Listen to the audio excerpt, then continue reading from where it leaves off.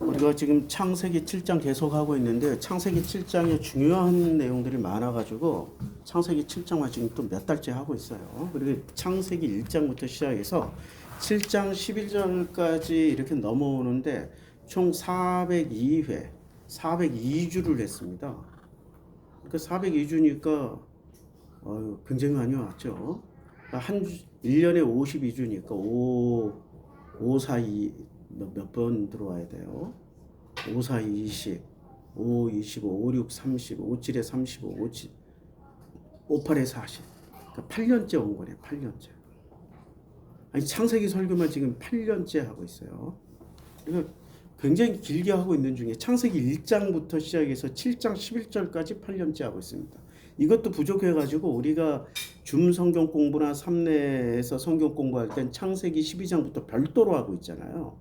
근데 창세기 12장부터는 속도감이 좀 나죠. 1년에 한 번씩 끝낼 수 있어요. 1년에 한 번씩 12장부터 한 3년 전에 한 번 했고 올해 또 다시 12장부터 하고 있는데 벌써 창세기 12장부터는 24장 나가고 있으니까 올해 안에 끝날 것 같아요. 그러니까 지금 창세기 1장부터 11장의 그 내용은 굉장히 중요한 내용입니다. 이게 원형이라고 그래요. 원형.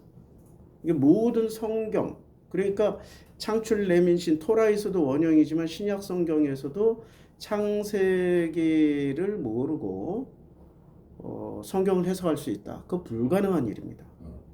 있을 수도 없는 일이에요. 이게 원형이기 때문에 시간이 많이 걸립니다. 그리고 원형이라는 것은 굉장히 다양한 의미를 가지고 있다. 굉장히 많은 내용을 함축하고 있다라고 말씀드릴 수 있습니다. 노아가 여기서 아니 성경에서 노아가 600세 되던 해의 둘째 달 곧 그 달 열 이렛 날이라. 이거 자 창세기 7장 11절 이전에 이런 나이가 정확하게 언급되던 때가 있었습니까? 있었죠. 나이가 언급되던 때가 있었어요. 언젠지 한번 살펴보자고요. 아니 도대체 언제 이런 나이가 언급이 됐고 언제 이런 일들이 벌어졌을까라고 한번 생각을 해보면은 그냥 창세기에서 계속 찾을게요. 창세기 5장부터 시작해서 나이가 나오기 시작합니다. 창세기 4장까지 나이가 나와요? 안 나와요. 안 나와. 1장, 2장, 3장은 나이가 나오지를 않아요. 대략적으로 얘기를 해요. 창세기 4장에 족보가 나와도 이 족보에서는 나이 얘기는 전혀, 여기 지금 6장을 펴놓고 창세기 4장에서는 나이 얘기가 전혀 나오지 않습니다. 그냥 누가 누구를 낳고 정도만 나옵니다. 자, 보세요. 에녹이 이랏을 낳고 이랏은 무이알을 낳고 무이알은 무드사일을 낳고 무드사일은 라멕을 낳았더라. 그런데 창세기 5장에서 족보는 뭐가 다르냐면 누가 누구를 낳고는 괜찮은데 나이가 나와요. 아담은 130세에 자기 모형 곧 자기의 형상과 같은 아들을 낳아 이름을 셋이라 하였고 나이가 나오는 게 이게 창세기에서 최초예요. 창세기 5장 3절이 최초입니다. 그러면 아담은 130세에 자기의 모양 곧 자기의 형상과 같은 아들을 낳아 이름을 셋이라 하였어요. 그러면 이 장면이 지금 5장에서 처음 나오는 거예요? 4장에서도 나왔던 거예요? 4장에서도 나왔단 말이에요. 4장에 보면 4장 마지막에 가서 보면 이런 장면이 있습니다. 아담이 다시 자기 아내와 동침하며 그가 아들을 낳아 그 이름을 셋이라 하였으니 이는 하나님이 내게 가인이 죽인 아벨 대신에 다른 씨를 주셨다며 셋도 아들을 낳고 그의 이름을 에노스라 하였으며 그때 사람들이 비로소 여호와의 이름을 불렀더라. 분명히 나오잖아요. 분명히 나오는데 4장과 5장의 결정적인 차이점은 뭐냐 이거야. 4장에서는 나이가 나오지 않는데 5장부터는 뭐가 나와요? 나이가 나온다 이거야. 나이가 나온다는 거야. 그럼 나이가 나온다라는 게 긍정적인 의미일까요? 부정적인 의미일까요? 부정적일 땐 나이 안 나와. 신기하게. 긍정적일 때 나이가 나와요. 그럼 어떤 긍정적일까요? 자, 아담이 지금 가인과 아벨을 낳고 행복해했을까요? 후회했을까요? 후회했죠. 뭔가 잘못됐다라는 생각을 하고 있었을 때였어요. 뭘 잘못했죠? 자기는 공식대로 한 거야. 하나님이 가르쳐 주신 공식대로. 그런데 그게 하나님이 가르쳐 주신 공식대로예요? 아니면 선악의 공식대로 한 거예요? 선악 법칙의 공식대로 한 거야. 뭐가 빠졌죠? 은혜가 빠진 거야. 하나님은 선악에게, 인간이 선악을 딱 따먹을 때, 그 선악이 선악이 인간을 지배할 줄 알았어요. 그래서 이 세상 임금을 누구라고 그래요? 아니, 세상 임금 별도로 있잖아요. 아니, 하나님이 임금이에요? 이 세상 임금이 따로 있어요?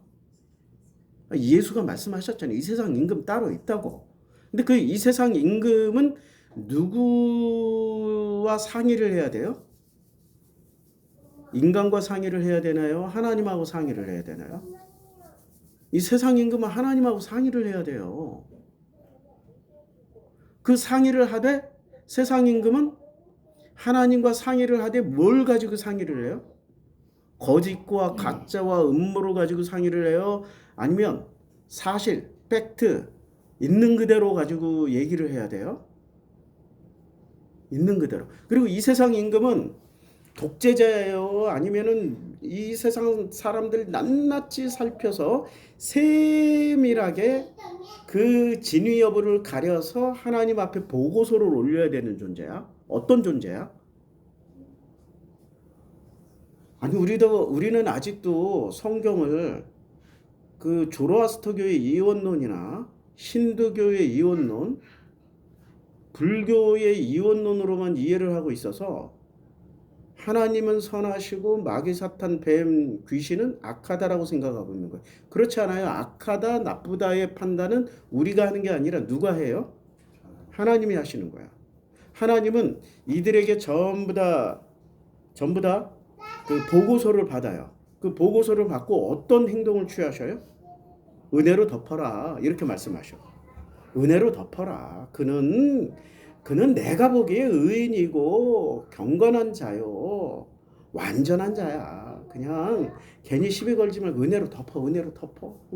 내가 너희들도 은혜로 덮었잖아. 마귀 사탄 뱀 귀신아. 내가 너희들도 은혜로 덮었잖아. 그러니까 너희도 은혜를 받은 주제에 왜 은혜를 덮지 못하고 팩트, 사실 있는 그대로 가지고 조지냐고. 너희들부터 먼저 깨달아. 그런데 이것들이 깨닫습니까? 안 깨달아요. 이스라엘의 이란을 때릴 때, 이스라엘의 가자 지구를 때릴 때 여하튼 얘네들은 뭘 만들어내요? 증거를 만들어내잖아요. 증거가 뭐죠?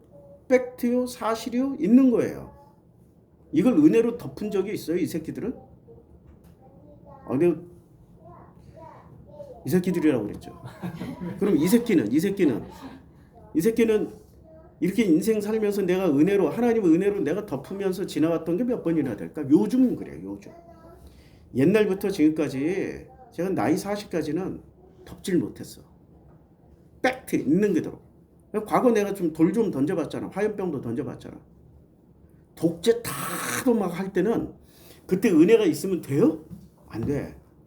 팩트 사실 있는 그대로 해서 뒤집어 엎어야 돼. 막 혁명을 해야 돼. 옳은 것이야. 옳다는 것에 목숨을 거는 게 청춘이야. 막 이러고 다녔어. 요번에 보니까 참 여러 가지 그 사건들이 지난 1년 동안 엄청난 사건들이 일어났었잖아요. 이걸 팩트로 보시는 분들이 있고 하나님의 큰 은혜의 틀로 보시는 분들도 있어요. 근데 하나님의 큰 은혜의 틀이라는 걸 모르시고 교회도 다니지도 않고 예수도 알지 못하는 분들이 그렇게 해석하신 분들이 있더라고. 나 같은 경우는 누구를 그리스도인으로 볼까? 있는 그대로 팩트로만 조지는 사람들을 그리스도인이라고 볼까요? 본인은 교회를 다닌 적도 없고 예수도 알아본 적도 없는데 하나 큰 어떤 하늘의 경륜으로 해석을 하잖아요. 난 그 사람은 그리스도인이야. 그 사람은 예수의 동생 같아. 팩트로 조지잖아요. 저거 마귀 사탄의 자식 같아. 예수가 너희 애비는 유대인들에게 그랬잖아. 너희 애비는 마귀야라고 얘기할 때 그때 유대인들은 예수를 은혜로 덮은 거예요. 팩트로 조졌어요. 팩트로 조지고 있었잖아. 무슨 팩트? 안식일 팩트. 근데 그 안식일 팩트가 하나님이 해석해 주신 것이에요? 아니면은 지들이 해석한 거야? 그걸 팩트라고 믿고 있는 거야. 그게 그래서 위험해. 마귀, 사탄, 뱀, 귀신들의 팩트는 하나님의 은혜로 해석되어진 팩트가 아니라 자기들이 만든 그 법칙에 의해서 나온 팩트요, 사실이요, 있는 그대로의 어떤 것들이에요. 내가 바뀌면 세상이 바뀌고 내가 바뀌지 않으면 세상도 안 바뀐다. 이거 20대 중반에 하나님 만났을 때 내가 바뀌는 게 두려웠어요. 세상은 안 바뀌는데 나만 바뀌면 내가 바보 천치 멍청이 같은 소리를 들을 것 같아요. 맨날 너무 좋아요, 감사해요, 행복해 이러고 살면 얼마나 20대 초반에 나는 그때 이제 신학대학 막 들어왔는데 벌써 나는 다 이룬 자처럼 너무 감사해요, 행복해요, 할렐루야 이러고 은혜 입은 자로 살아가면은 남들이 나를 뭐라고 그럴까? 그리고 나는 공부하러 왔지 부흥사가 되려 온 게 아니야. 거부해버렸어요. 그랬더니 기왕이면 팩트를 알려면 더 심각하게 팩트를 공부해라 해가지고 그때 거듭나는 그 순간에 하나님이 장치를 하나 딱 걸어놨는데 거듭나는 그 순간에 예수가 사랑하셨던 사람들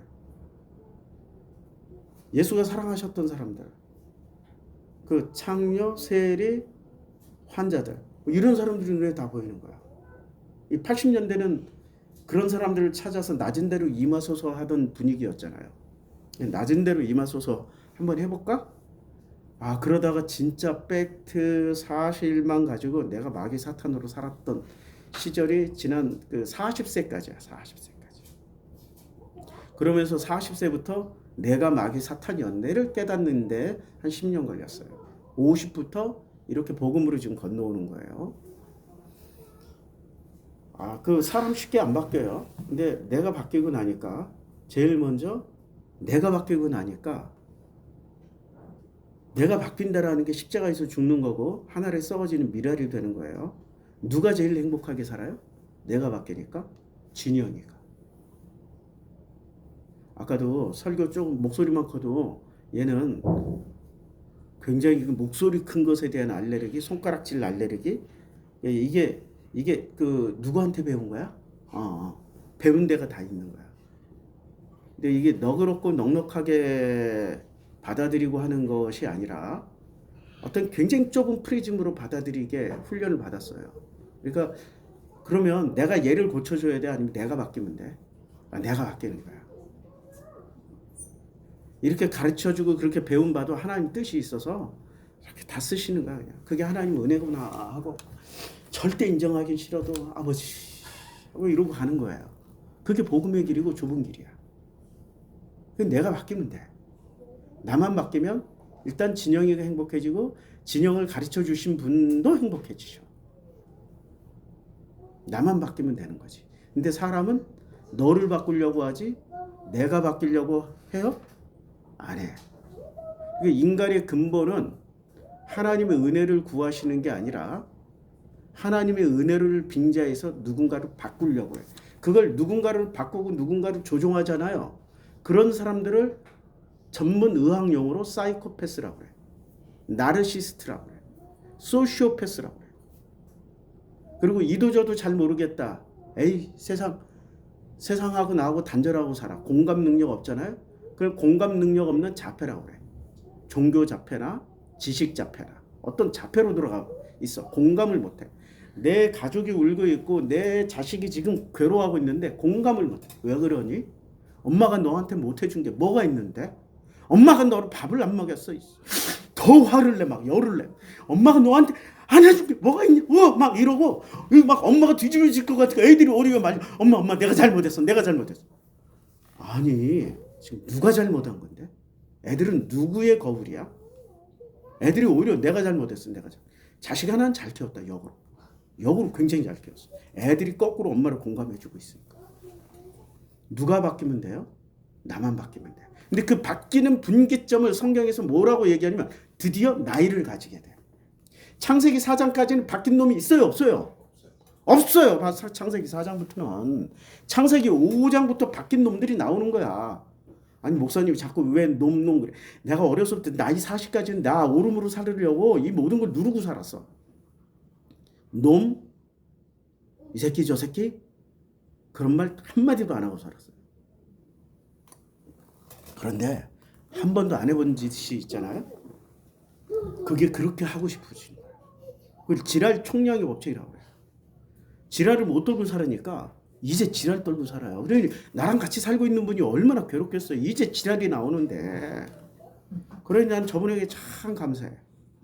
그래서 저분을 보면서 정말 하나님은 그때와 그 시기와 또 배울 만한 배우자를 주시는구나. 배우자. 왜 배우자예요? 왜 배우자? 서로 배우자는 아니 아내라는 말이 좋아요, 와이프라는 말이 좋아요, 여보라는 말이 좋아요, 남편이라는 말이 좋아요, 배우자라는 말이 좋아요. 이 중에 하나를 고르라면 배우자야. 배우자. 우리 말에는 배우자야. 평생을 뭐해? 너를 통해서 나를 배우고 나를 통해서 너를 배우라고.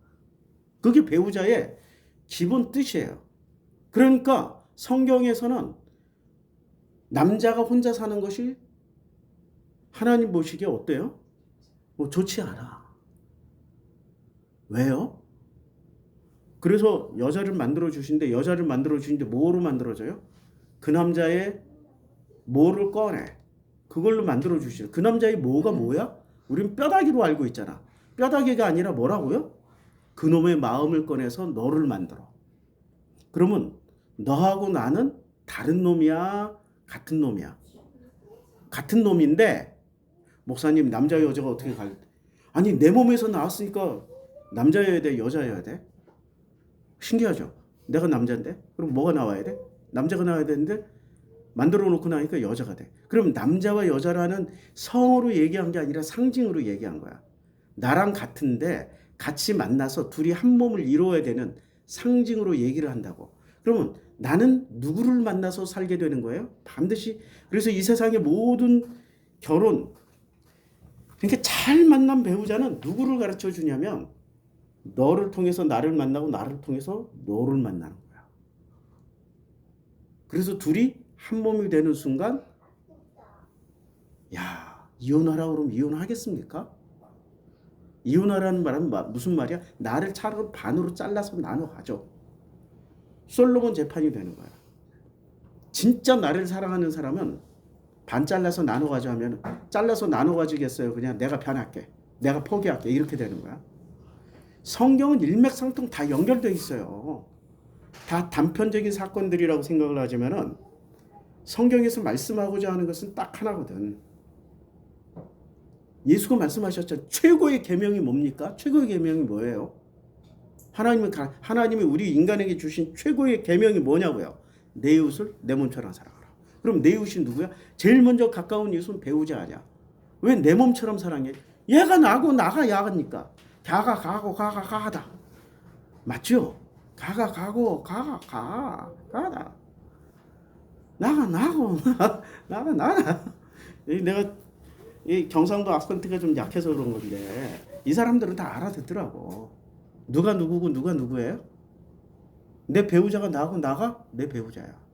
내 자식이 나고 나가 내 자식. 이 세상에서 제일 많이 닮은 게 다 누구예요? 우린 DNA만 생각하잖아. 그렇지 않아요. 성경의 근본 원리는 마음이야. 마음. 내 마음 꺼내서 내 마음으로 만들어 놓은 거야. 내 마음 꺼내서 뭐를 했어요? 하나님이? 거기에 살을 입혔어. 살. 마음에다 살을 입혔다고. 그걸 바사르라고 그래. 지난주에 했잖아. 바사르하고 루아흐 얘기했잖아요. 루아흐가 마음이라고. 마음에다가 바사르 살을 입혔어. 얼굴이 다르다고 다른 인간인가? 아니야. 근데 이걸 가르쳐 주려고 이스라엘이라는 나라를 선택했는데 이스라엘이라는 나라는 그거 깨닫고 살아요. 나는 나고 너는 너야. 누구 법칙이야? 산은 산이요 물은 물이다라고 얘기한 그분의 법칙이잖아. 맞죠? 산은 산이고 물은 물이다라고 그러면 산과 물은 달라요? 같아요? 다른 거지. 그런데 하나님의 법칙은 뭐야? 나는 나가 너고 너고 나야. 산도 물이고 물도 산이야. 그러니까 예수가 뭐라고 그래? 이 산을 들어 저 바닷물 속에 던진다고. 같은 거니까. 같은 거라니까. 그걸 이론론이라고 그러고 나는 나고 너는 이론론이 되는 거예요. 그러니까 이 세상에 있는 모든 메이저 종교, 지금 최고 메이저 종교로 꼽으라면 기독교, 이슬람교, 숫자만 가지고 얘기를 해도 이 정도예요. 기독교, 이슬람, 불교, 힌두교, 자이나교, 조로아스터교, 시크교, 이게 지금 세계에 존재하고 있는 메이저 종교들의 실체예요. 근데 이 메이저 종교의 교리가 달라요? 다 다르다고 지랄들을 하겠지. 근데 교리 한번 볼까요? 천국 있지요. 천국 있잖아요. 이 모든 종교에 천국 있잖아요. 지옥도 있지요. 그러면 지옥 안 가고 천국 가려고 하는 걸 구원이라고 부르죠. 그러면 구원을 어떻게 받는지를 가르쳐주고 있죠. 그렇죠. 달라요? 같다니까 지금? 같은 거야. 그러면 이 종교의 근원, Q 자료가 있을 거 아니야. 꿰래. 복음서에 마태, 마가, 누가복음 있잖아. 마태, 마가, 누가복음. 그러면 이 마태, 마가, 누가복음은 뭘 보고 그대로 갖다 베껴서 썼어. 공통된 자료가 있다라는 거야. 오병이어의 사건도 같아. 무리를 걸은 사건도 같아. 그 다음에 예수의 부활도 같아. 예수께서 하셨던 문둥병자 고친 사건도 같아. 어디서 자료를 갖다 쓴 거야. 그 자료를 Q 자료라고 그래. 신학 용어로는 꿰레라고 그래. 근데 이 Q 자료가 있는 것처럼 이 세상의 모든 메이저 종교나 아니면 사이비 종교나, 사이비 종교도 교리가 다 같아. 메이저 종교나 사이비 종교나 아니면 심지어는 우리가 그렇게 싫어하는 샤머니즘 무당도 다 같은 교리에 기반해서 나오고 있어요. 그러면 그들의 그 모든 종교적인 자료를 제공해줬던 꿰레, 그 재료 창고가 있을 거 아니에요. 그 자료에 이 종교의 데이터베이스가 있을 거 아니에요. 그 종교의 데이터베이스는 누가 만들었고 어디서 나왔냐는 거야. 어디서 나왔어요? 조로아스터교에서 나왔어요. 누가 만들었어요? 아리안들이 만들었어. 아리안들이 만든 종교를 얘기해 볼까요? 아리안들이 만든 종교. 첫 번째 아리안들이 만든 종교, 조로아스터교, 힌두교, 불교, 그리스 로마 종교, 신화. 다 아리안들이 만들었어. 와, 심지어는 북부에 가면 북부의 오딘 종교, 그거 아리안이에요. 머리 금발이고 눈 퍼런 사람들. 대표적으로 독일 사람이죠. 독일이 무슨 종족이에요? 게르만족이라고 그래요? 게르만족이 자기 자신의 정체성을 히틀러가 뭐라고 그랬어요? 우리 게르마니아라고 그랬어요? 아리안이라고 그랬어요? 아리안이라고 그랬지. 그래서 아리안의 순수한 혈통을 지키기 위해서 게오르기 25시의 내용이 그거 아니야. 순수한 혈통 찾아서 자 하나 들고 다니잖아. 이렇게 재보고 콧대와 이렇게 우성학적으로 오니까 요건 아리안, 요건 아리안. 근데 그 아리안으로 뽑은 족속 중에 누가 최고의 모델로 뽑혔어? 유대인. 그럼 유대인은 또 어디서? 페르시아에서 씨를 받아온 거라니까. 아리안의 씨를, 아리안의 해석, 아리안의 교리를 가져왔고 아리안의 피를 가져왔어요. 페르시아가 아리안의 본산지라고. 그러면 유대교도 뭐로 바뀌었어요? 아리안교로 바뀐 거야. 아리안교. 지금 그래서 유대교는 본래의 하나님이 아브라함, 이삭, 야곱을 선택하셔서 알려주셨던, 모세에게 알려주셨던 그런 종교예요? 아니면 아리안교로 바뀌어 있는 거예요? 바뀌어 있어요. 그러니까 유대교나 이슬람이나 뇌 구조가 같은 상태로 세팅이 되어 있어요. 그럼 이분들이 어떻게 해야 돼요? 지금은 이 아리안교 밑에서 살고 있는, 아리안교의 영향을 받아서 살고 있는 이 모든 종교가 나이를 가지고 있을까요? 아니면 나이가 아직도 없는 거예요? 하나님이 나이를 셀 수 있나요? 나이를 셀 수가 없나요? 셀 수가 없는 거야. 아브라함이 언제부터 나이를 셌어요? 아브라함이 나이를 센 때가 있을 거 아니야. 자, 아브라함은 창세기 12장을 가볼게요. 창세기 12장에 가서 보면 여호와께서 아브라함에게 이르시든 너는 너희 고향과 친척과 아버지의 집을 떠나 내가 내게 보여줄 땅으로 가라. 이렇게 말씀하셨을 때 이 사람의 나이가, 이에 아브라함이 여호와의 말씀을 언제 따라가요? 따라갔죠. 아브라함이 여호와의 말씀을 따라갔잖아. 롯도 그와 함께 갔으며 아브라함이 하란을 떠날 때 나이가 나와요? 몇 세예요? 75세야. 그러면 이때부터 아브라함은 이제까지의 패턴을 벗어나서 여호와의 은혜 패턴으로 들어온 거야. 언제? 75세 만에. 구약 성경이 이렇게 멋지게 놀라운 패턴을, 지금 이런 패턴을 가지고 있는데 창세기 4장과 5장의 이 패턴이 다르다고. 이해하시죠? 아브라함 지금 12장 4절 이전에 아브라함의 나이가 나옵니까? 나오죠. 잠깐 나와요. 11장이 나와요. 11장이. 자 보세요. 11장에 셈의 족보는 이러하니라 하고 아르박스스를 낳고 500년이 지나면 자녀를 낳았으며 35세의 셀라를, 나이가 나오죠. 분명히 나이가 나온단 말이에요. 자 그러면 벨렉은 느우는 수룩은 나홀을, 자 나홀을 낳은 후 200년이 지나면 자녀를 낳았으면 나홀은 29세의 데라를 낳았어요. 근데 데라는 70세의 아브라함과 나홀과 하란을 낳았어요. 그렇죠?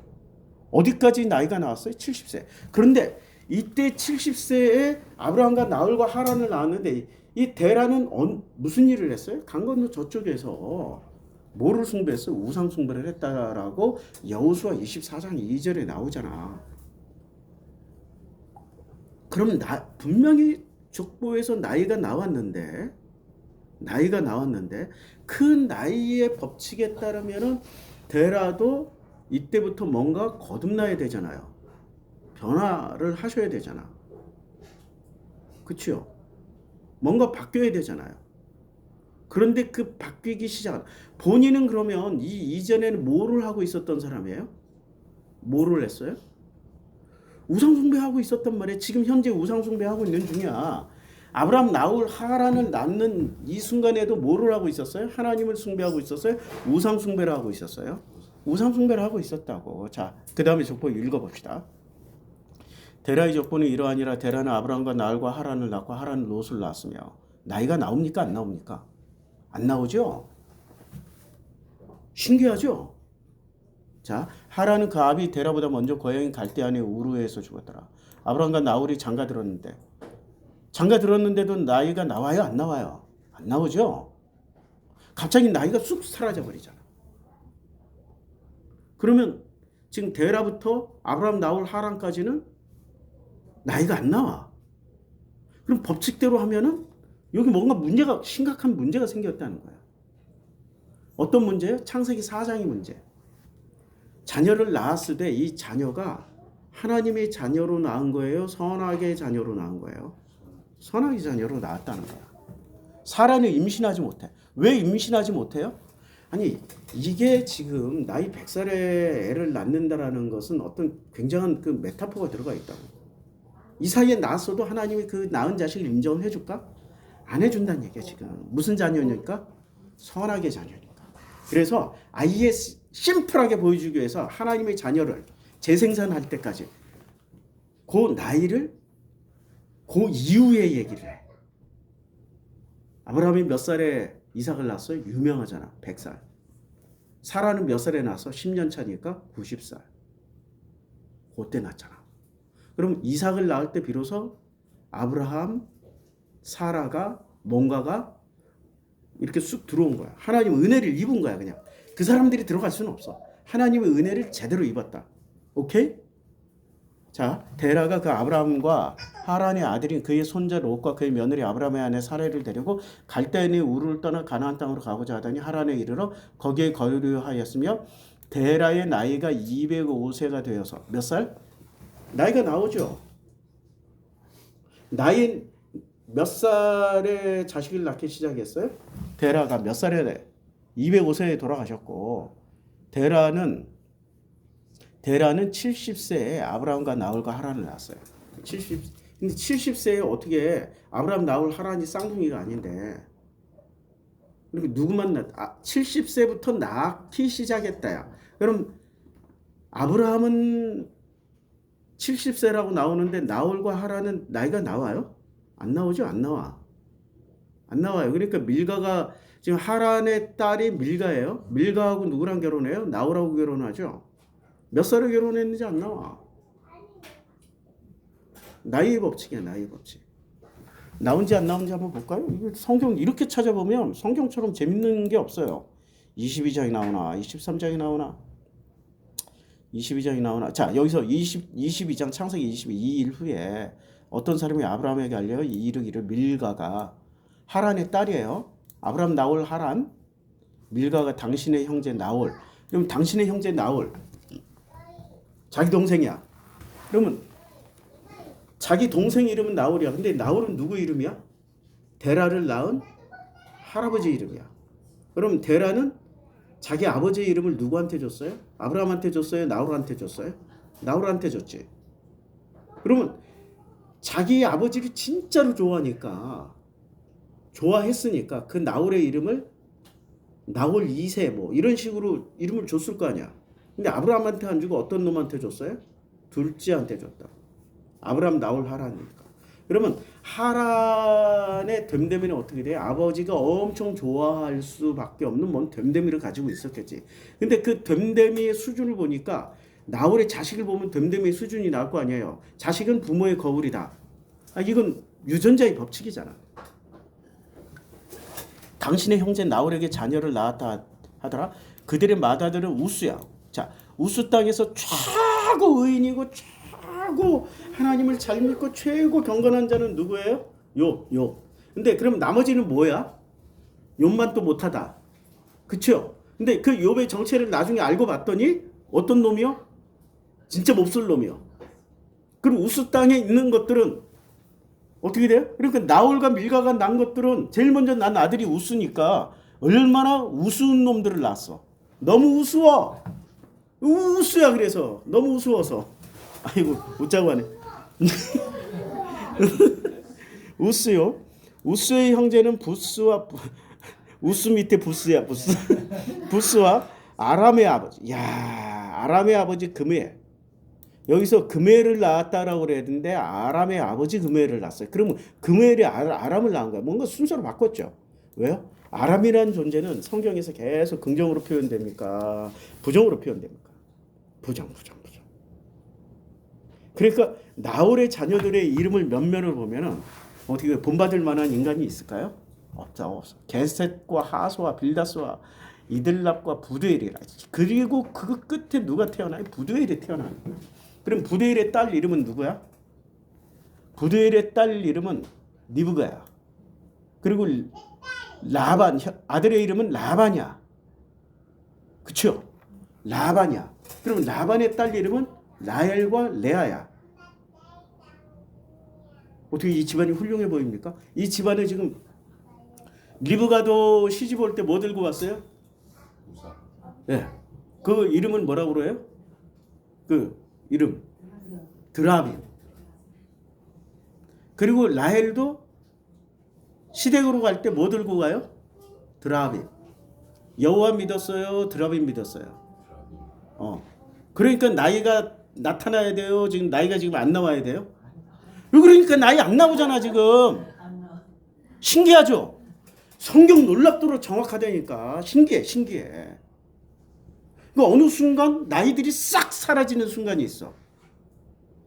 그러니까 성경을 이런 면면을 살피고 이런 것들을 찾아낼 줄 알면은 성경에서 말씀하고자 하는 어떤 본질을 찾아서 예수의 해석, 예수가 구약을 해석해주고 갔지 예수가 신약을 마음껏 얘기하다 가신 분이 아니에요. 구약을 해석한 게 신약이 된 거야.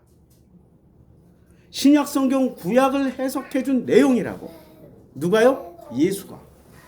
그리고 예수가 해석해준 구약의 내용이 기록된 걸 복음서라고 얘기하고 바울이 구약을 해석해준 내용을 기록한 걸 바울 서신이라고 그래. 그리고 제자들이 예수의 말을 기억하면서 구약을 해석해준 것을 그 사도들의 서신이라고 그래요. 그러니까 구약 해석을 지금 몇 개로 해석을 했어요? 예수의 해석이 있고 예수의 제자들이 해석한 게 있고 2개, 그 다음에 바울이 해석한 게 있어. 3개야, 3개. 그러면 우리는 정통성을 어디다 둬야 돼요? 일단 사도나 바울에 두는 게 아니라 예수의 해석에 먼저 둬야 된다고. 그런데 놀랍게도 예수의 해석을 먼저 두고 해석을 하고 있으니까 우리 선생님의 해석을 먼저 두고 그 해석을 기준으로 구약을 보고 있습니까? 그러니까 구약을 폐기해도 된다라고들 얘기하는 거야, 기독교인들이. 근데 구약을 제대로 해석하는 거예요? 아니야. 예수를 알면 알수록 구약을 폐기해서는 안 돼. 구약만 있어도 돼. 예수가 살아왔던 그 삶의 궤적과 하셨던 말씀과 그 말씀으로 해석해 주신 구약은 반드시 있어야 돼. 반드시. 그렇죠? 근데 사람들이 이런 얘기하면 이제 여기서부터 시험과 환란에 들어요. 시험에 환란 들어가지고 우수로 들어가. 너무 우수와 저 새끼 이제는 저 새끼 성경 해석하다 보니까 지말만 한데 저 미친놈이다 이러고 이제 막 무시하기 시작해. 그렇게 떨어져 나간 사람들 많아요. 근데 이분들이 학문의 깊이라든지 이런 게 그렇게 깊지를 못한 거야. 뭐만 알아요? 교리만 아는 거야. 교리. 저는 이걸 해석하기 위해서 누누이 말씀드리지만 어려서부터 특별 훈련을 하나님이 시키셨어요. 학문으로도 특별 훈련을 시키셨고 경험으로도 특별 훈련을 시키셨어요. 모든 걸 사족을 잘라내는 듯한 그런 고통 가운데서 다 잘려나왔어. 그리고 잘리고 이 우주에 나란 존재가 뭔가라고 생각할 때 그 심각한 그 철학의 시간을 가졌어요. 그 철학의 시간이라고 얘기하니까 진짜 철학책 보고 연구한 줄 알았는데 그게 아니고요. 제가 저녁 10시에 산에 올라가서 새벽 예불 칠 때 그 북한산은 새벽 예불 친다고 절들이 많아가지고 땡땡땡 어디서 하든지 간에 그 예불 칠 때 내려오든지 아니면 아침에 환할 때 내려오고 그렇게 1년을 기도하면서 알게 되었던 내용들이에요. 이미 거듭날 때 87년도에 거듭날 때 다 봤고 그때는 내가 거부했다고 그랬잖아. 뭘 거부했어요? 나 혼자 바뀌는 거는 내가 미친놈 되는 것 같아. 싫어요. 근데 그때 또 특별 훈련도 또 들어가게 됐지. 세상과 학문으로. 그래서 남들이 그 자꾸 근거를 대라고 요새 사람들이 서울대 하면 껌뻑 죽잖아요. 나 서울대에서 공부했다고. 종교학과, 법학과, 인문사회대, 경제학과까지 그 교수님들 이름 대라면 김수현 교수, 정은용 교수, 뭐 금장태 교수, 정진홍 교수. 아니 그때 또 우리 한완상 선생님이 계셨어요. 그분들한테 다 배웠어. 졸업을 못했어요. 그 얘기에 꼭 붙여야지. 왜냐하면 청강생이었으니까. 그때는 몰래 들어가서 가만히 앉아있으면 복학생인 줄 알거든. 아니면 둘 중에 하나예요. 저거 복학생인가 아니면 경찰 뿌락친가. 절대 말도 안 걸어.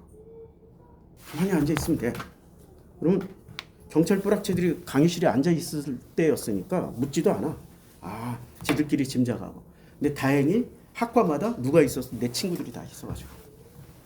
걔들하고 족구하고 걔들하고 밥 먹고 걔들하고 토론하고 얘기를 하고.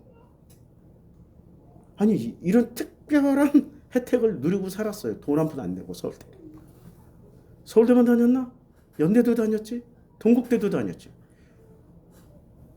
이 컴플렉스라는 걸 넣어주셨기 때문에 그 컴플렉스 때문에 죽기 살기로 공부를 했어요. 한 학기에 한 40학점 이상씩. 그리고 책을 이렇게 읽잖아. 사진을 찍잖아. 그때는. 지금은 못해요. 테스트 하지 마세요. 지금은 안 돼. 지금은 눈도 안 좋고 그래서 그때 엄청난 공부를 체계적으로 하게 된 거예요. 이런 것들을 통해서 지금 여기까지 건너오게 된 거지. 그리고 전 세계 종교 실제로 다 가서 봤잖아. 이란 가가지고 이란에서 한 달 살이 하면서 다 봤잖아. 조로아스터교가 뭔지. 근데 이란의 종교는 지금 이슬람인데 내가 이제까지 이집트에서 봤던 이슬람, 터키에서 봤던 이슬람, 이란에서 보고 있는 이슬람, 말레이시아에서 봤던 이슬람 다 달라. 근데 제일 다른 이슬람은 이란에서의 이슬람이야. 완전히 달라. 왜 다를까 봤더니 철학 기반이 달라. 그 사람들의 기본, 그러니까 이 수니파하고 시아파 그 이슬람은 이 수니파는 기독교인 땅에서 기독교인들이 이슬람으로 개종한 거예요. 그러니까 그들은 이슬람으로 개종했다라고 생각하지 않고 새로운 기독교를 만든 거야. 이슬람은 새로운 기독교예요. 초창기에는. 우리가 이슬람이라는 종교를 받아들인다라고 생각하지 않고 새로운 기독교였어. 카톨릭 대 오소독스의 싸움처럼, 카톨릭 대 개신교의 싸움처럼 새로운 기독교였어. 개혁한 거예요. 그 사람들은 기독교를 개혁한 게 이슬람이야. 근데 시아파 기독교는 조로아스터교 바탕 위에서 이슬람을 받아들였기 때문에 조로아스터교야. 그냥 이름만 이슬람이고 종교적 행위도 이슬람이지만 내용물은 조로아스터교야. 한국의 기독교가 어디 기독교처럼 보입니까? 아니면은 좀 무당 그 뭐라고 그래요? 무당의 그 샤머니즘으로 보입니까? 한국의 교회는 진짜 샤머니즘처럼 보이잖아. 양복을 입었지만 속아지는 무당이야. 한국 교회 그러잖아요. 우리 교회 신자 없는 거 봐요. 축복 부르짖으면 거기 바글바글 넘치잖아. 기적도 한 번씩 무당들이 기적 보여주잖아. 병도 낫게 해주시고 기적을 보여주시잖아. 무당들이. 그럼 그 무당은 용한 무당인데 정확하게 맞추시잖아. 예언도 해주시고. 거기는 어떻게 돼? 그렇게 해서 큰 교회가 큰 믿음 교회 아니야. 누구 있잖아. 변승우. 걔도 성결대학 출신이야. 나는 서울신학 같은 성결교단이야. 거기 출신도 우리 총장을 해요. 그리고 과학이고 합리적이고 이성적인 교수는 또 잘라버려요. 야, 뿌리가 뭐라서? 샤머니즘이니까. 이거 생각 잘해야 됩니다. 그러면 이 분기점, 신앙인이 샤머니즘으로 내려갈 때는 나이를 가지다가 나이가 어떻게 된다? 사라진다. 그런데 나이 없이 살던 이 샤머니즘으로 살던 이 종교인들이 복음으로 건너오면 뭐를 갖는다? 나이를 갖는다. 이건 놀라운 거예요. 지금 이건 놀라운 거라고. 그치요? 이거는 놀라운 겁니다. 그래서 잘 보세요. 창세기 10장에도 족보가 나와요.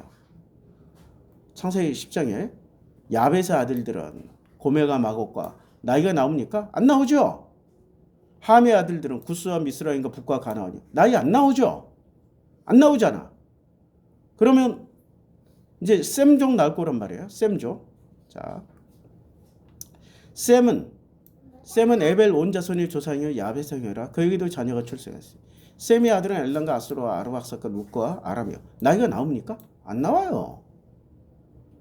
10장의 셈은 나이가 안 나와요. 하나도 안 나와. 그런데 어디서 나와요? 11장에서 나와요. 11장에서 온 땅의 언어가 하나요, 말이 하나였더라. 이제 바벨탑 사건 이후에 어떤 일이 벌어지냐? 바벨탑 이제 흩어진 온 땅의 언어로 혼잡하게 하였으니 여호와께서 그들을 온 지민에 흩으셨어요. 요게 오늘 설교 제목입니다. 흩어진 자의 행로. 온 지민에 흩어졌어. 자, 온 지민에 흩어진 자들은 흩어지면서 하나님을 저주하면서 흩어졌겠어요? 하나님을 더 잘 믿자라고 하면서 흩어졌겠어요? 더 잘 믿자. 더 잘 믿자. 아니 그 유대인들 보면 알잖아요. 지금 이스라엘 사람들이 흩어졌을 때 로마에 의해서 멸망당했을 때 멸망당한 상태에서 흩어지면서 우리 유대교 야 여호와 좀 힘이 없는 것 같다. 야. 로마의 신이 더 세다. 야. 우리 그냥 신앙심 버리고 다른 종교로 갈아타자 하고 흩어졌어요. 유대교를 지키기 위해서 흩어졌어요. 근데 이 지키기 위해서 흩어진 자가 아들이 둘이야. 둘. 여기서 보면 잘 봐요. 여기서 셈의 족보는 이러하니라. 셈은 백세 곧 홍수의 2년에 아르박삿을 낳았고, 그렇죠. 아르박삿을 낳았어요. 아르박삿을 낳은 후 500년을 지내며 자녀를 낳았으며, 여기 창세기 11장이에요. 근데 10장에서 보면 지금 여기 아르박삿 족보가 나온단 말이에요. 근데 창세기 10장에서 보면 셈은 에벨 온 자손의 조상이요 야벳의 형이라. 셈은 에벨 온 자손의 조상이요 야벳의 형이라. 셈의 아들은 아수르와 엘람과 아수르와 아르박삿과 룻과 아람이야. 지금 셈의 아들이 몇 명이에요? 엘람, 아수르 우리 유명하잖아. 아수르는 아시리아. 그 다음에 아르박삿, 룻, 아람 유명하잖아. 그치요? 아람은 여러 나와. 과거 고대 아람 또 그 셈의 아들의 셈의 계보의 끝에 족보가 데라잖아. 데라가 누구를 낳았어요? 구데를 낳았고, 제지 데라가 아니라 데라가 누구를 낳았어요? 아브라함 나홀 하라는 나홀이 누구를 낳았어? 우스를 낳았잖아. 그리고 그 나홀이 낳은 아들 중에 아람의 아버지를 낳았잖아. 아까 우리 읽었잖아요. 그 아람하고 달라요.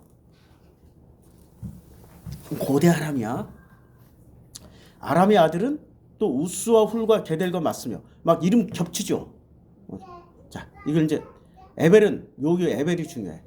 에벨은 두 아들을 낳았어요. 하나님의 이름은 벨렉이고 벨렉이에요.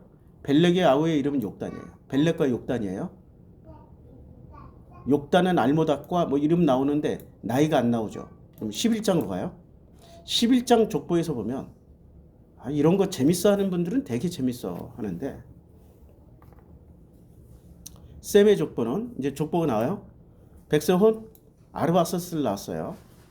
근데 여기서 보면 셀라를 낳았고 셀라는 30세에 누구를 낳아요? 에벨을 낳았어요. 에벨이에요. 그러면 에벨하고 누가 있었어요? 욕단이 있었잖아. 여기 욕단이 안 나와. 누가 나와요? 에벨. 큰 아들 이름이에요? 작은 아들 이름이에요? 10장을 보자고요. 예. 에벨은 두 아들을 낳아요. 이제 벨렉하고 욕단이에요. 에벨이 이제 두 아들을 낳아요. 벨렉하고 욕단을 낳아요. 자, 다시. 셀라는 에벨을 낳았어요. 그리고 에벨은 30세에 벨렉을 낳았어요. 벨렉은 장남이죠. 욕단이 나와요, 안 나와요? 벨렉을 낳은 애 30. 그러면 지금 창세기 11장 족보는 누구 족보예요? 장손 족보예요? 차손 족보예요? 장손. 그럼 장손은 출애굽 여정에서 장손은 어떻게 해야 돼? 죽어야 돼. 가인은 장손이야, 차남이야? 가인이 죽인 거는 차남 죽였는데 결국엔 누가 죽어야 돼? 하나님 보시기엔 장남이 죽어야 돼. 출애굽에도 장남이 죽어야 돼. 예수는 장남이에요, 차남이에요? 장남이었잖아. 십자가에 달려 돌아가시잖아. 예수의 동생 이름이 유다야, 유다. 예수가 첫 아들이고 유다야. 그 둘째가 유다야. 그리고 유다가 나중에 예수를 증언하는 사도가 되잖아요. 아니 예수를 가장 잘하는 사람이 유다일 거 아니에요. 형님하고 어려서부터 치고받고 싸우고 밥도 나눠 먹고 뭐 좋은 일도 했고 치고받고 싸우기도 하고 별짓 다 있을 거 아니야. 예수 안 싸우고 성장할 것 같아요? 그거 안 하고 성장했으면 벌써 그 유대 사이에 소문이 다 났어. 의인이다. 거룩하시다. 어쩜 저러냐. 어렸을 때부터 부처님 가운데 거식이다. 해가지고 소문 났을 거 아니야. 그럼 예수가 뜨자마자 세례 요한보다 유명해져야 돼요? 아니면 세례 요한보다 못해야 돼요? 세례 요한보다 유명해져야 되죠. 그렇게 안 살았다는 얘기야. 근데 세례 요한은 어떻게 사는 거야? 진짜 거룩하게 사는 거야. 그거 생각 잘 하셔야 된다. 생각 잘 하셔. 그러면 지금 장손족보예요. 장손족보에다가 특별하게 이렇게 뭔가 나이를 부여를 해줬어. 그런데 지금 창세기 5장의 족보는 장손족보에다 나이를 준 거예요. 차남이 죽어서 대신해서 태어났으니까 차남의 족보야. 차남의 족보에 나이를 준 거야. 그럼 이건 뭐야? 이 족보에 나이를 주신 거는 뭐지? 그럼 법칙에 어긋나잖아.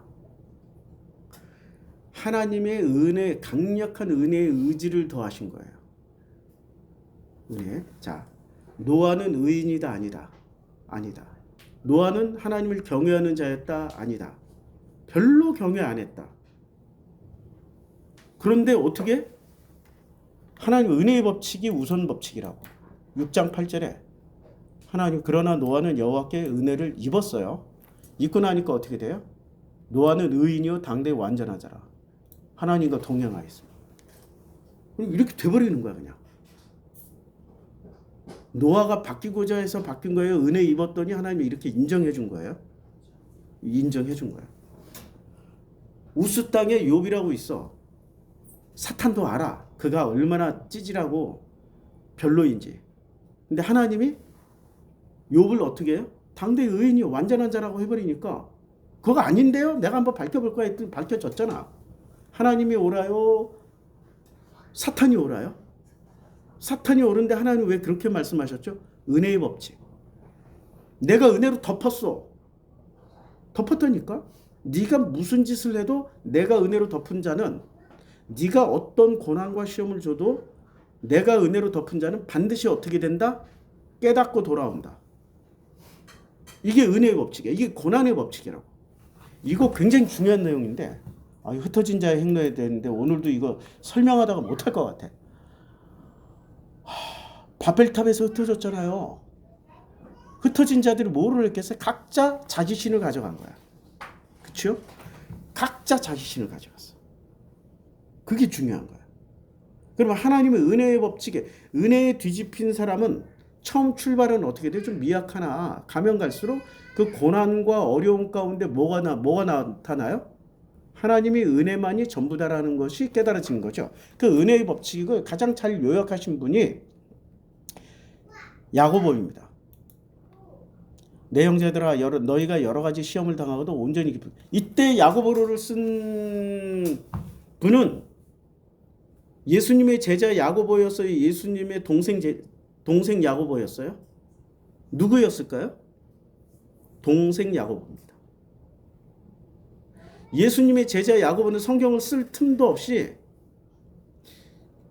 예수가 부활 승천하시고 오순절 마가이 다락방에서 막 성령 받고 이들이 막 너무 신나가지고 하루에 3,000명씩 5,000명씩 회개하고 들어올 때, 그때 이 놀라운 무브먼트 운동을 잠재우기 위해서, 부흥의 물결을 잠재우기 위해서 어떻게 했어요? 헤롯이 시범 케이스로 야고보를 잡아가지고 모가지를 땡강 쳤더니 조용해지라 이거야.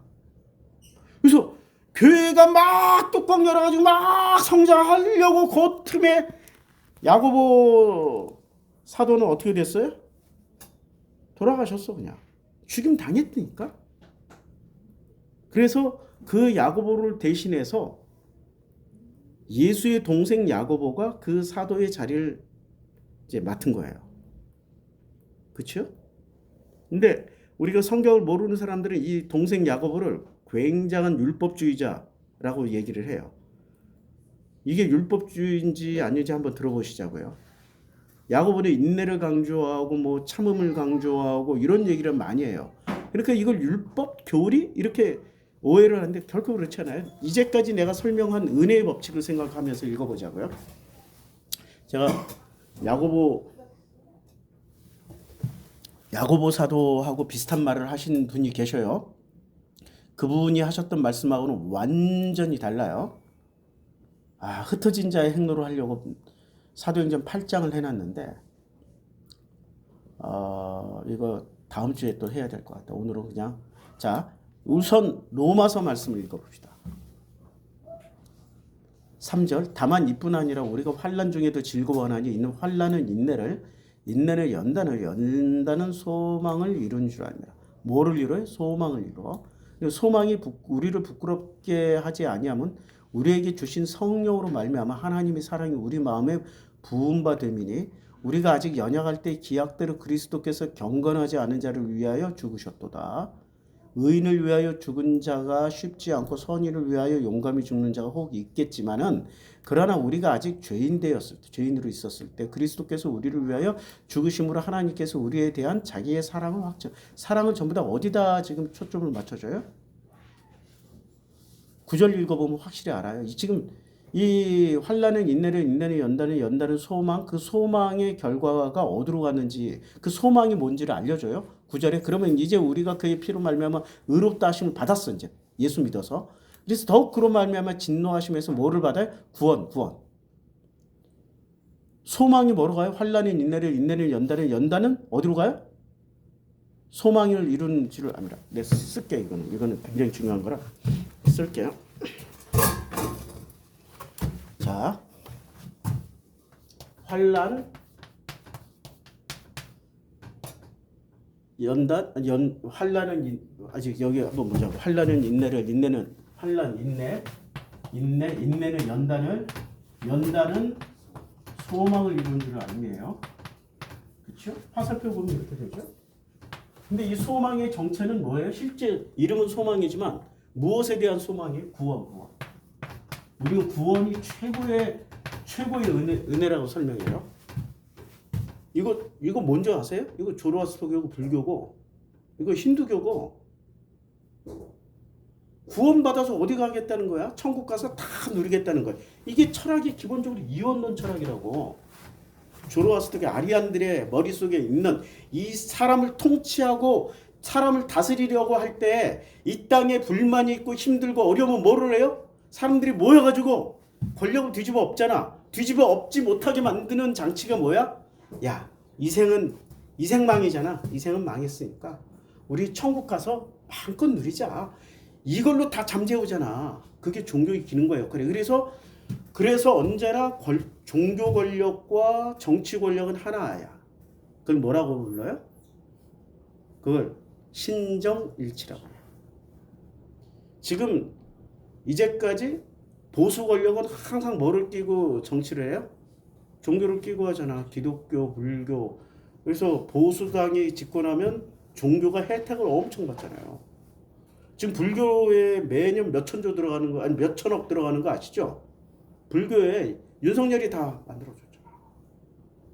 몇 천억. 왜요? 몇 천억. 우리가 산에 들어가면 이게 국가 땅이에요? 불교 땅이에요? 국가 땅이잖아. 근데 절은 저쪽에 있는데 산 들어가는 등산로 입구는 여기 있어. 상관없는데 뭐를 내?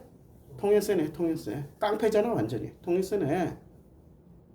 아니 절이 저기 있는데 아니 가다가 당신들이 저리로 갈지 어떻게 알아. 통일세네. 신흥사 아니 설악산 가보신 분들 알잖아. 신흥사 입구에서부터 돈 받잖아요. 그리고 그것들이 곱고 이쁜 것들 내어세우질 않아. 깡패 같은 것들 등치 있다 뭐 인상 들어온 것들. 원래 거기 깡패의 피가 흐르는 동네니까. 박정희가 머리 깎아서 다 조계사로 보내버렸잖아. 그래서 걔들을 한번 싸울 때 야단법석, 난리법석 또 뭐 어떻게 싸워요? 2판 4판. 그때 박정희가 60년대에 머리 깎아서 절로 보내서 나온 말이에요. 2판 4판 한번 해볼까? 2판 4판. 2판 승들하고 4판 승들하고 죽기 살기로 싸웠다는 거 아니야. 호국불교. 얼마나 전투력이 세. 역사를 알아야지 이해를 하지. 역사도 모르고 그냥 무조건 아멘 할렐루야 하면 다 되는 줄 알아. 그러다가 어디로 가 넓은 길 가고 소경을 인도하는 데 따라가다 둘 다 구렁텅이 빠진다.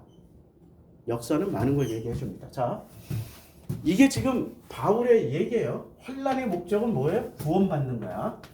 바울의 말이에요. 그럼 다시 바울의 말. 자, 야고보의 말을 들어보자고. 야고보의 말을 들어보면 내 형제들아 여러 가지 시험을 만나고도 온전히 기쁘게 하라. 너희의 믿음의 시련이 인내를 만들어. 자, 여기서 이제 환난이 시련이에요. 시련이 뭐를 만들어요? 인내를 만들어낸 줄을 너희가 알미라. 맞죠? 예. 그리고 인내를 온전히 이루라. 너희로서 온전히 구비하고 조금도 부족함이 없게 하라. 인내를 온전히 이루라고 그랬어요.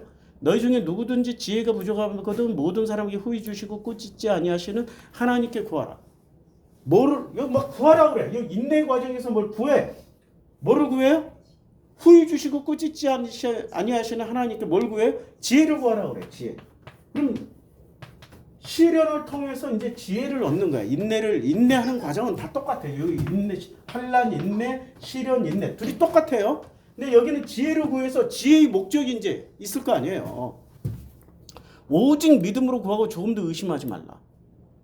이런 사람은 무엇이든지 주께로 얻겠노. 이건 이제 다 넘어가서. 그래서 시험을 참는 자는 뭐가 있어서 참게 돼요?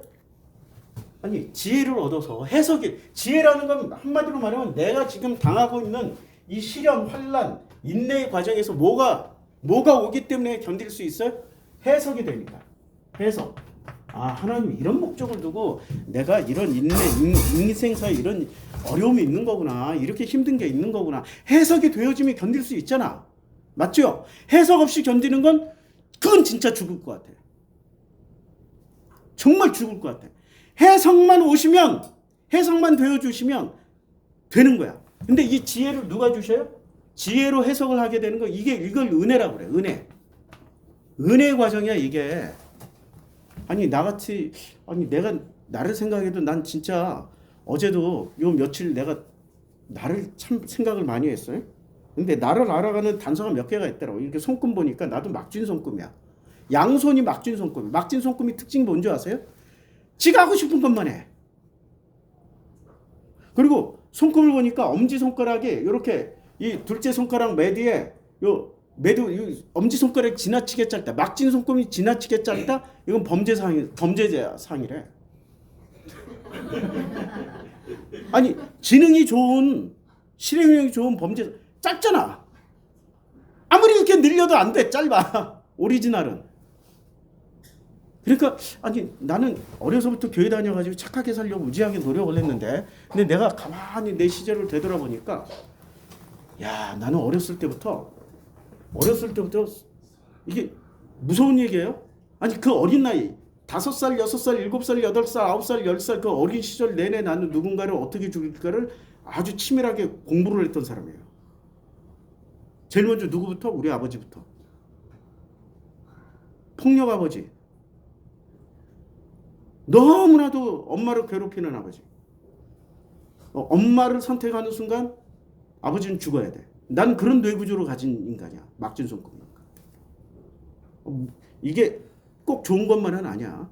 근데 우리 삼내에 세상에 막진 손금이 김민호 권사님, 장옥희 성도, 그다음에 새로 오신 우리 또 전주로 이 삼내로 살러 내려오신 우리 후배님이 계셔요. 야, 막진 손금. 나도 막진 손금. 우리 진영이도 막진 손금. 한꺼번에 5명이 모이기가 쉽지 않은데. 그러니까 야 이거 보고 내가 소름이 쫙 끼쳤어. 내가 이걸 한번 벗어나니까 비슷한 유형들을 다 보내줘서 이렇게 사람 되게 하시려고 하는 사람 되게 하시려고 이렇게 이제 해석이 돼. 그걸 해석이라고 그래. 지혜고 해석이라고 그래요.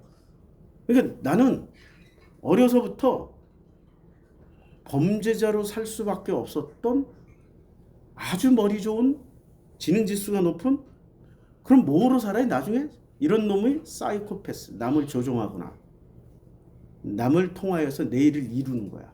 그거 어려서 기가 막히게 잘했어요.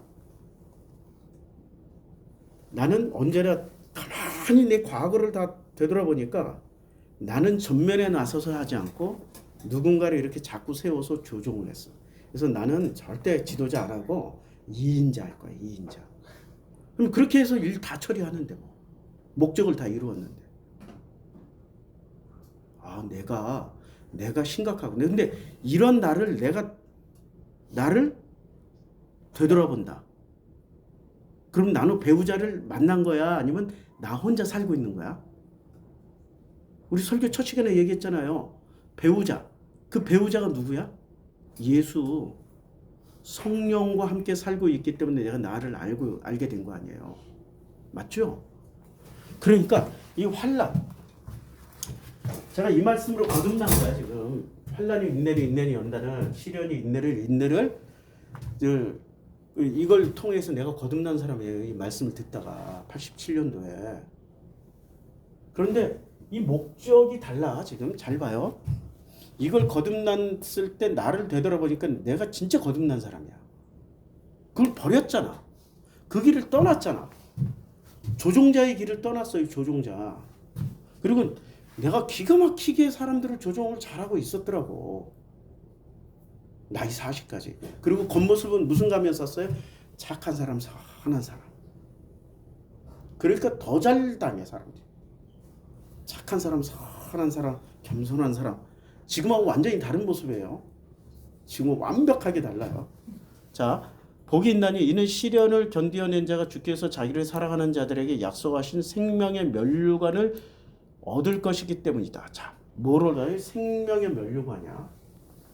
구원이 아니고 생명의 중요한 거는 뭐예요? 생명의 일부러 작게 썼어요. 면류관. 생명의 면류관과 구원과 같은 말인가요? 아니면은 좀 다른 내용을 가지고 있을까요? 다른 내용이다. 지금 말하고 있는 게 생명. 우리가 얻고 그 에덴 동산에서 우리가 취한 게 뭐예요? 선악. 구원은 선악에서 벗어나는 거야. 좀 더 정밀하게 얘기하면 하나님의 은혜의 통치 안으로 들어가는 거잖아요. 그치요? 근데 바울은 이런 개념으로 얘기하지 않고 무슨 개념으로 얘기했어요? 상급 개념으로 얘기했어. 디모데후서 4장을 읽어보라고. 의의 면류관을 얻으리니 내게 준비한 그 상급. 내가 보여드릴게요. 그냥 이거 다 건너뛰어가지고 어차피 이제 디모데후서 4장. 자,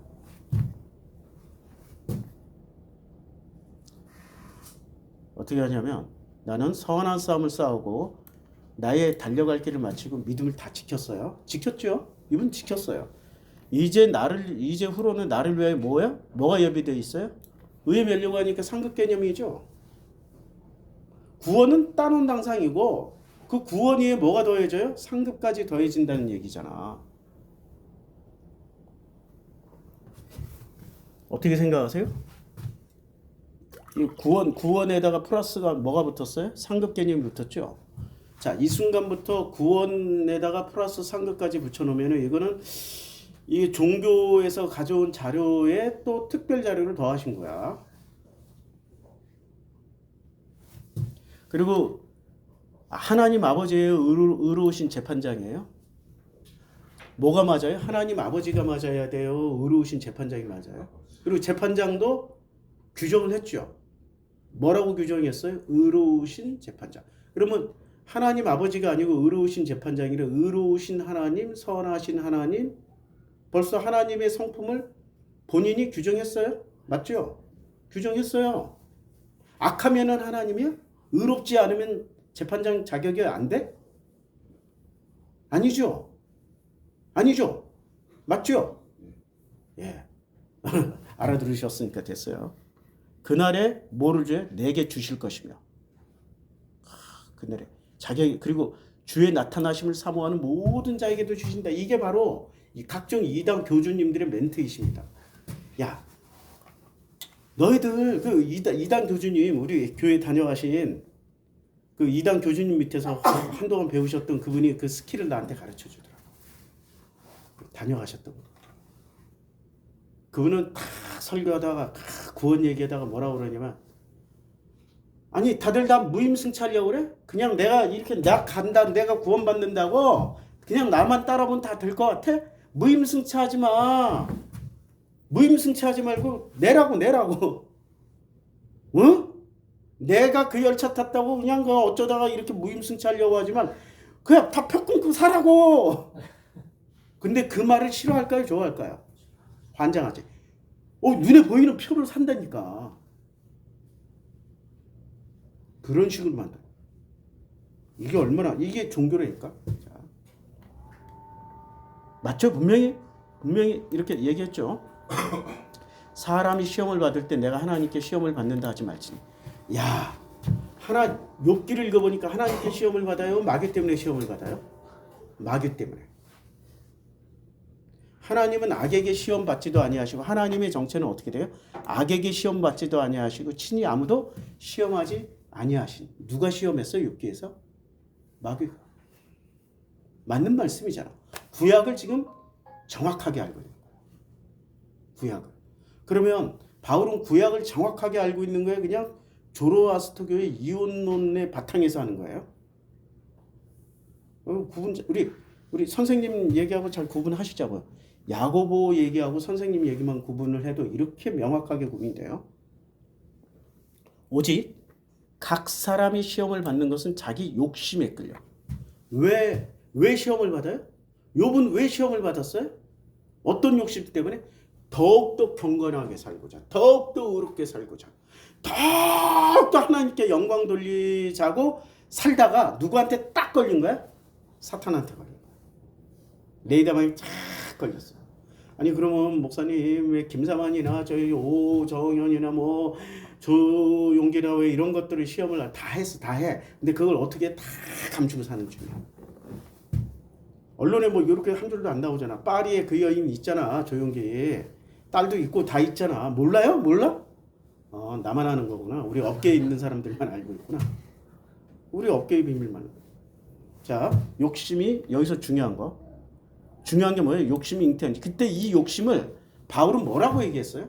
눈으로 지은 죄, 눈으로 보는 욕심, 귀로 듣는 욕심, 이걸로 얘기했는데 진짜 이 욕심 뭐예요? 욥을 보면 욥은 어떤 욕심을 버렸냐고. 좀 더 경건하게 살자고 욕심 버렸잖아. 생일 잔치를 하고 난 후에는 각자 아들들 목대로 번제와 소제를 다 드려줬잖아. 그거는 어떤 욕심이냐고. 내가 40 이전에 사이코패스로 살 때 욕심이 뭐였냐고. 좀 더 많은 사람 조정하기 위해서 가면을 뭐로 썼냐고. 선한 가면, 경건한 가면, 의로운 가면을 썼다고요. 사람들 조종해 먹기 위해서. 그걸 잘 감추고 사니까 진짜 박수 받더라 이거야. 사람들이 잘 따르다 이거야. 근데 그 가면 벗겨지고 나니까 어떻게 돼요? 자유인이 됐어. 너무 좋아. 가끔 화도 내고 욱이 올라오더라도 다 욱질하고 산다 이거. 욕도 하잖아. 설교 시간에. 설교 시간에 이렇게 뭐 마음껏 욕하면서 설교할 수 있는. 나는 그냥 하나님 주신 은혜라고 누려. 나는 은혜를 누려. 당신들이 싫어할지 몰라도, 듣고 있는 어떤 누군가는 싫어할지 몰라도, 나는 이걸 내 자유를 어떻게 해서 찾게 된 자유인데 그걸 마음껏 좀 누리다가 혹시 알아 내가 70대면 아예 안 할지. 나이 먹으면 이렇게 고개가 숙여지니까 이제 나이를 먹고 있는 거야. 이제 철이 들어가. 40까지는 내가 나이를 못 먹었다. 자, 뭐라고 이야기하냐면 내 사랑하는 형제들아 속지 말라. 온갖 좋은 은사와 온전한 선물이 다 위로부터 빛들의 아버지로부터 내려오나니 그들은 변함도 없으시고 회전하는 그림자도 없으시니라. 무슨 얘기예요? 온갖 좋은 거는 위로부터 빛들의 아버지께로부터 왔어요. 빛들의 아버지가 누구예요? 전부 다 조상님들이 되신 분들이야. 빛들의 아버지 복수잖아. 빛들의 아버지 복수잖아. 하나님께로 내려온 게 아니라고. 조상님, 아브라함 조상님, 셈 조상님, 노아 조상님, 아담의 조상님, 그 외 이슬람의 또 아버지 이스마엘 조상님, 아람의 조상님, 우스의 조상님. 아니 조상님이 성경에 한둘이 나오냐고. 지금 창세기 4장 조상님, 창세기 5장 조상님, 10장이 조상님, 11장이 조상님 다 나온단 말이에요. 다. 맞죠? 그들이 뭐를 줘요? 빛을 주신다니까. 주신 목적이 있을 거 아니야. 근데 그가 그 피조물 중에 우리로 한 천열매가 되게 하시려고 자기의 뜻을 따라 진리의 말씀으로 우리를 낳으신 거예요. 진리의 말씀. 뭐로 낳으신 거예요? 진리의 말씀이 됐어. 그러면 내 사랑하는 형제들아 너희가 알지니 사람마다 듣기는 속히하고 말하기는 더디하며 성내기도 더디하라. 자, 사람이 성내는 것이 하나님의 의를 이루지 못함이라. 성낼 때 이때는 악으로 성을 내는 거예요? 의로 성을 내는 거예요? 종교심으로 성을 내요? 의로움으로 성을 내요? 하지 말라는 거야. 그게 욕심이라는 거야. 그러므로 모든 더러운 것과 악을 버리. 악을 버리라는 것은 뭐예요? 우리가 알고 있는 그런 악이 아닌 선악을 버리라는 거야. 선악을 버리고 어떻게 살아? 선악을 버리고 어떻게 사냐고. 자, 제 자신을 보고 누구든지 말씀을 듣고 행하지 아니하면 그는 거울로. 이게 지금 여기서 사람들이 다 속아 넘어가. 행함이라는 건 우린 교리를 기준으로 해서 얘기한단 말이에요. 선악 은혜의 법칙이야. 이게 은혜의 법칙대로 살지 아니하면 그는 거울로 자기 생긴 얼굴을 보는 사람과 같아서 제 자신을 보고 가서 그 모습이 어땠는지 그걸 잊어버리거든요. 거울로 보면 잊어버리잖아요. 매일 아침 거울 볼 때마다 다른 모습처럼 보이잖아. 이렇게 오늘은 눈썹이 어떻게, 오늘 피부에 주름처럼, 맨날 이렇게 생각할 거 아니에요. 근데 진짜 자기 자신을 보고 있으면 잊어버려요? 안 잃어버려요. 자유롭게 하는 온전한 율법을 들여다보고 있는 자는 듣고 잊어버린 자가 아니요 실천하는 자. 이게 지금 율법 얘기하는 게 아니라 법칙이 뭐예요? 은혜. 나를 알아가는 길이라고. 이게 핵심이 뭐라고요? 자, 다시 이제 환난의 인내의 연달은 소망인데 이 소망이 구원이야. 그러면 이 구원의 목적은 뭐예요? 상급이야. 그냥 선생님 말씀에 의하면 상급이야. 맞죠? 근데 야고보의 법칙 시련은 인내를, 환난의 인내를, 근데 지혜를 얻게 돼서 어디로 가요? 생명의 면류관인데 이 생명의 면류관이 뭐예요? 나를 알아가는 거야. 나. 구약 성경에 하나님 이름이 뭐야? 나야. 나. 그럼 우리 자녀들은 내 이름을 뭐라고 불러야 돼? 나야. 하나님의 아들인 나야. 맞죠? 나를 알아가는. 이게 은혜의 생명의 면류관이야. 생명은 다른 말로 은혜의 법칙에 들어온 사람들이라고. 야고보가 거듭나신 거예요. 야고보가 많이 달라. 누구든지 스스로 경건하다 생각하며 자기 혀를 제갈 물리지 아니하고 자기 마음을 속이면 이 사람은 경건. 지금 내가 이제까지 나를 간증했던 내용 아니에요. 뒤에서는 조종하고 있고 앞에서는 경건. 스스로 경건하다고 생각하고 살았어요. 나이 40까지 이거 뒤집어지는데 10년 동안 대가집을 많이 했죠. 그걸 참고 견디는 인내를, 실험과 인내를 통해서 깨닫게 된 내용들이라고. 얼마나 전달됐는지 모르겠다. 근데 다음 주에도 흩어진 자의 행동. 요거는 바벨탑 사건부터 시작해서 예수 이후에 초대교회의 모습까지 제가 설명할 겁니다. 오늘은 지우개를 내가 요걸로만 지울게요. 요걸로. 자, 여기 지우고 더 안 지우셔도 돼요. 이렇게 지우고 여기까지만 하고. 와, 이렇게 성경이 심오하고 어려워요. 들어가도 이게 알면 알수록 하나만 얘기하는데 설명하는 방식이 이렇게 복잡해. 이걸 찾아낸 것도 내 능력인가? 하나님의 은혜에. 이 생명의 길로 가는 사람들에게 그냥 값없이 주시는 은혜라고. 값없이 받았어. 값없이 드리는 거야. 세미나 해봐 이거. 얼마나 비싼 세미나인데. 주식 세미나는 앞으로 이제 돈 받아요. 기도하겠습니다. 아버지 하나님 참 감사합니다. 아버지 하나님께서 주신 이 은혜를 마음껏 나눌 수 있는 길을 열어주셨고 또 들을 수 있는 자는 다 듣게 하심을 알고 있습니다. 함께 듣고 함께 가는 그 모든 분들에게 아버지의 은혜의 복이 있게 허락하여 주시고 그 은혜의 길을 갈 때 외롭고 힘들고 어렵더라도 성령께서 아버지의 은혜로 동행해 주심을 체험하며 깨달아가며 갈 수 있도록 격려해 주실 것을 믿습니다. 예수님의 이름으로 기도드렸습니다. 아멘. 자, 찬송가 301장입니다.